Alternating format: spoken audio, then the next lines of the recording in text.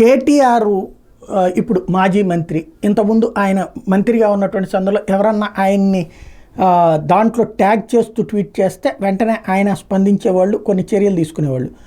ఇప్పుడు ప్రభుత్వం మారింది కాబట్టి, రేవంత్ రెడ్డి సర్కార్ కాబట్టి అధికారులు కేటీఆర్ చెప్తే ఎందుకు స్పందిస్తారులే అనుకునే విధానం కాకుండా రేవంత్ బాధ్యతాయుతంగానే ఉన్నారు.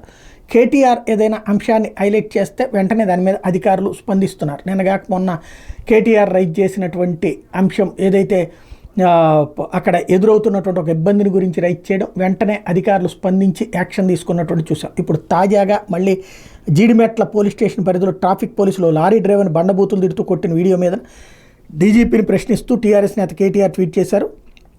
ఈ ట్వీట్కి తెలంగాణ పోలీసులు వెంటనే రిప్లై ఇచ్చారు. సదరు అధికారి మీద చర్యలు తీసుకున్నట్టు ప్రకటించారు.